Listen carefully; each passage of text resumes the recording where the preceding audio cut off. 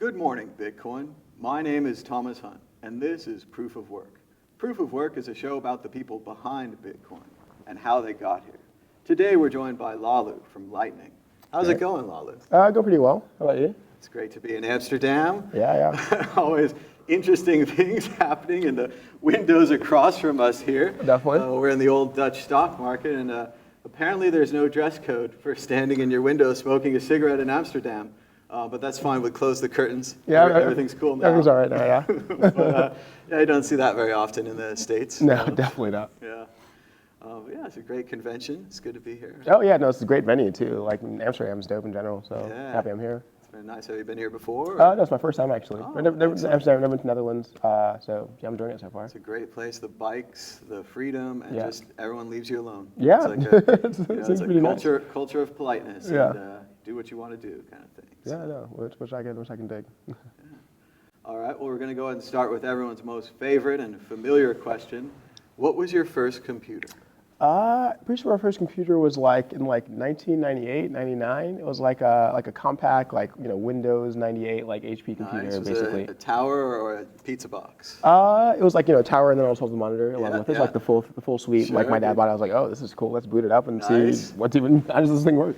And what'd you start to do when you booted it up? I remember like help my dad put it together. I think at that point, like installing like the AOL with the little disc. You put the disc in and it's coming on. Like gotta like know about the whole dial-up thing. Can't be talking on the phone while you're actually doing internet at the same time. That's a big thing. I think initially it was probably just like playing games, probably. And like maybe like looking up some random stuff that like I like see on TV or something like that, or like homework or like reports or something. Microsoft Encarta or something. Yeah, encyclopedia. exactly. Yeah, it was like Wikipedia, but it came on a CD and it never updated.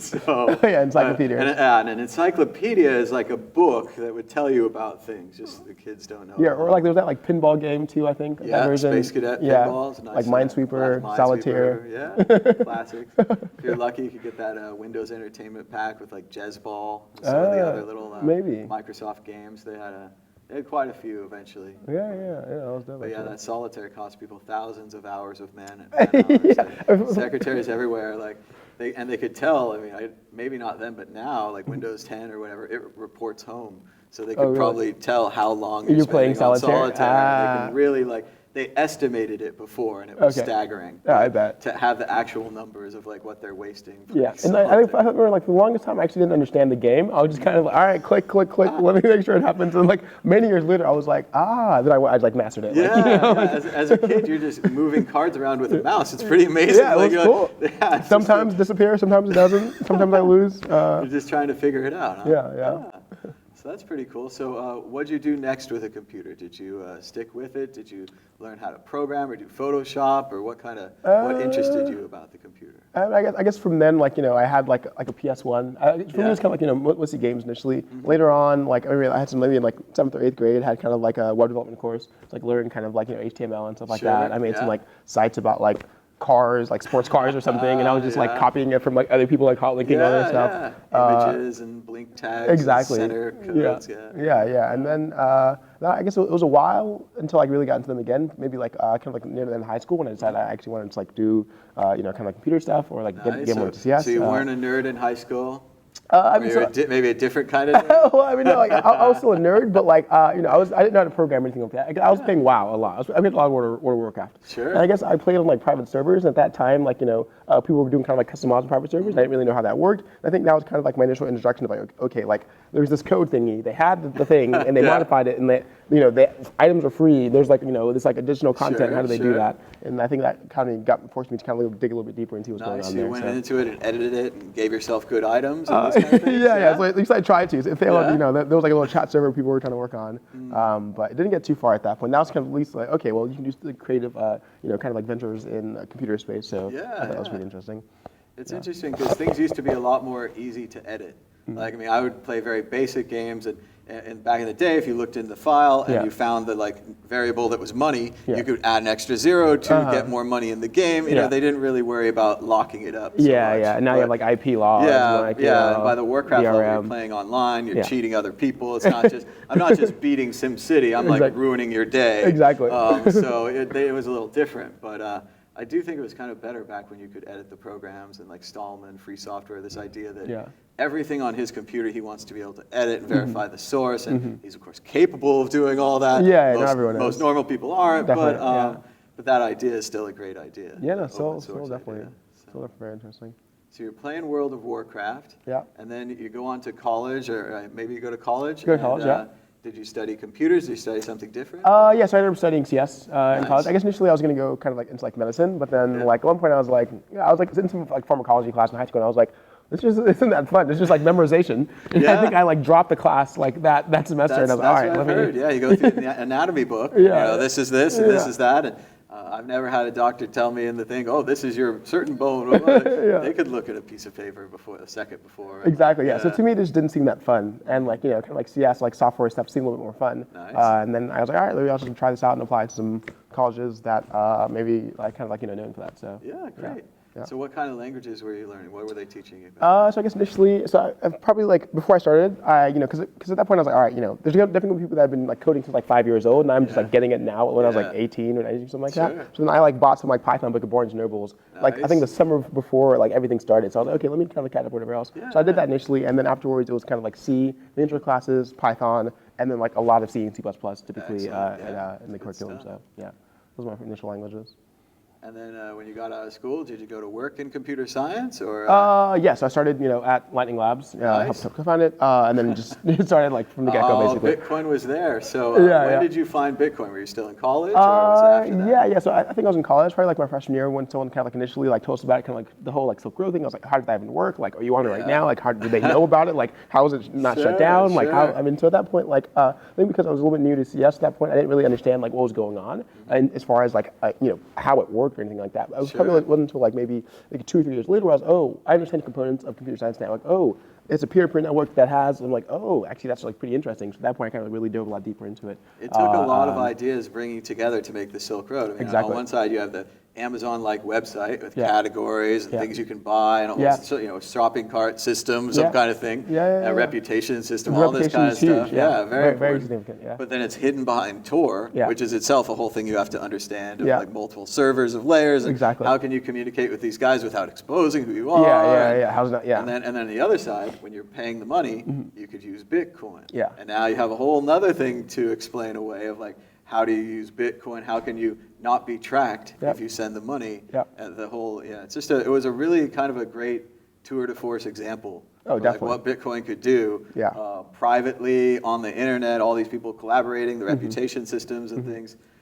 It was a really neat thing to have it all come together, even though it's an illegal drug website, it ruins our reputation and all that, but it was a really neat illegal website. I mean, I think it just showed kind of like the power of like, how can this thing exist? There must be some fundamentally like, important technology behind it, and then kind of went from there, so. So how'd you get into Lightning? Did you read Taj and Joseph's paper? So initially, like I was actually, at one point I was in this like class, it was kind of like this advanced networking class. It was on kind of like, mesh networking, wireless, network communication, things like that. And at that point I was like, I knew Bitcoin already at that point. So I was like, okay, well, like there seems some cool applications here. Kind of imagining the scenario of like, maybe like I'm like in a car and like I pay for like a toll gate or like some like parking garage like with wait Bitcoin. For the block or something. Yeah, but then I was like, okay, how can we do that? How can we do it a little more quickly? So I started looking at payment channels, which were known at that point unidirectionally. So I was actually working on like a very like prototypical version of like a Lightning type thing at that point already, kind of like working on it. Then at one point I kind of like sat down to actually like code it up, and I was like, okay, I don't know how to do this yet. I kind of like hit a wall. So I was all right, I need to go even deeper into Bitcoin at that point. And then maybe like a few months later, I think the paper dropped, and I was like, okay, this is way better than what I have. Let me just throw my shit away and go talk to these people. And I eventually met them, during summer in SF when I was interning at a kind of like a tech company. And then that's when I was like, all right, and I got deeper and deeper into it and like talked to other developers. And then kind of, I guess I'm here now. So nice. Yeah. So how was it when you actually got the code? Because it's open source code, so you could look at it. And once they had produced something, were you able to add on to it? Were you able to improve it? You found it accessible? So when I talked to them, like there wasn't really any code yet at that point. And like at that point, there wasn't any company. There was kind of like still just the idea of it. So I was actually involved in when I was like in like the last kind of like few quarters of grad school doing my degree. I actually started to help like write the initial code base of it. So I was like involved in. Pretty awesome, man. That's pretty awesome. Like, again, I'm an old person here, and you're a young person, but to get right out of college and work right into Bitcoin, boy, that sounds pretty awesome. Yeah, man. I gotta say, cool. I graduated. I basically put myself in my car and drove to SF. And then I started the next day. And I was like staying in like Taj's apartment for a while. Like, that's an expensive place, but no, and things are going well now at Lightning. You guys, I mean, major releases. Yeah. It's still reckless, and there's that whole, I don't know, they don't want too much money or too much liquidity in the system in case it breaks, which scares people, but it's also a reasonable way to work into this. It's also exciting. People themselves are kind of like looking for a new venture. They think it's exciting. All right, they're going to be there from the ground up, kind of like formation of the internet, or kind of like you have like particular kind of like landmarks that you're kind of like obtaining near these channels, the initial connections. So like it's pretty exciting stuff. Yeah.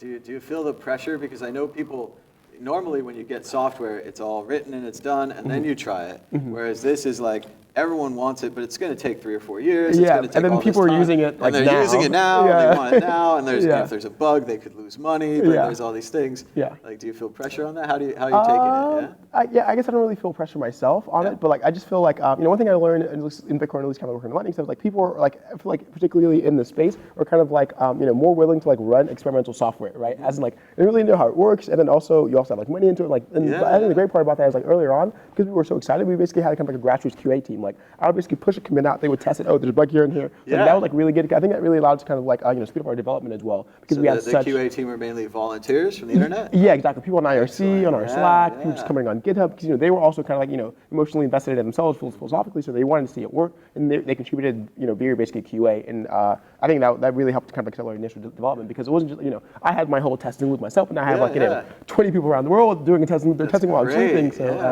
that was pretty exciting. Yeah, the collaborative power of Bitcoin and the internet, and also what I like about that is, you guys are doing the programming, you're doing the code, but someone else who maybe a little lower can do the testing, someone else can market it, someone else can just make stickers.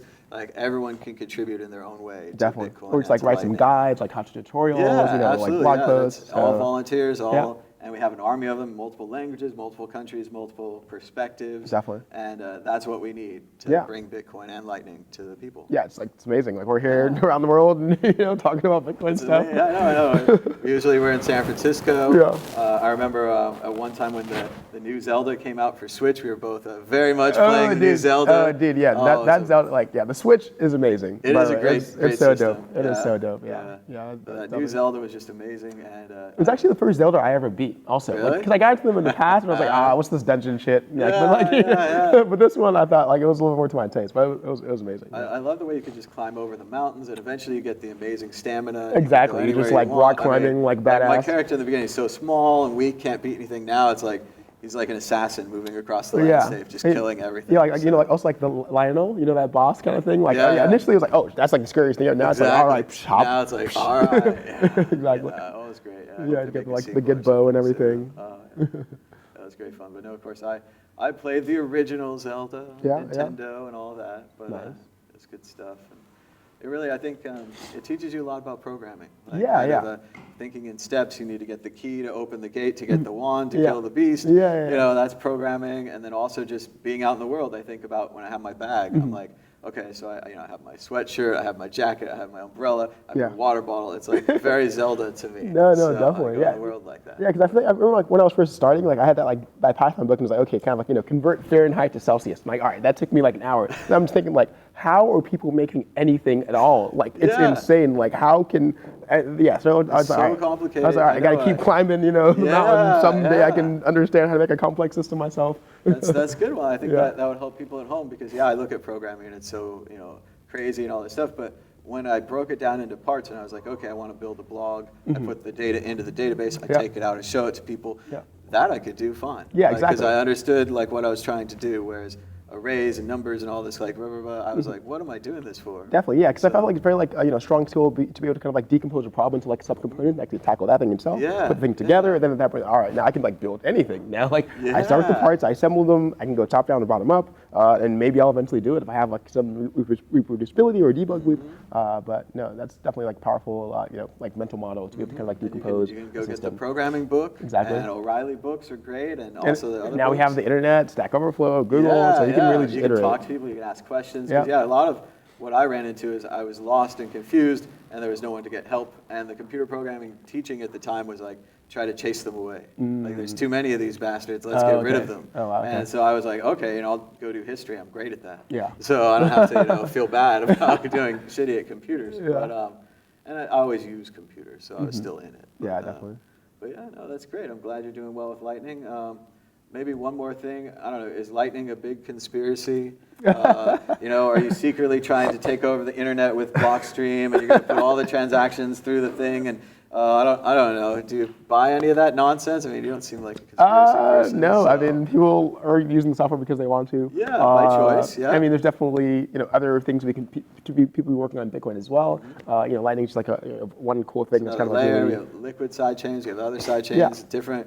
People are still trying different scaling solutions. I mean, Definitely. you guys aren't monopolizing the scaling solution. No, yeah. I think this isn't a, yeah. Yeah, because it doesn't do everything. Like it's good at particular things, has like a number of drawbacks, but therefore it's kind of like trade-off depending on your particular use case, how you actually want to go about it. So. And what about this idea that I have where, what if in the future the Lightning network is full and the Lightning fees are too high? Do you think we could build another layer on top of Lightning, like L3, and then maybe another layer and another layer and another? What do you think of that as a potential scaling solution? Yeah, perhaps. I guess the thing is that I feel like it's so important to kind of like arbitrate like exactly what is a layer. Sure. To me, like Lightning itself is kind of actually like layer 3. Because they have like the initial Bitcoin base layer, then you have kind of like the link-to-link layer, which is like initial payment channel. Then you have the end-to-end routing, which is like the layer 3.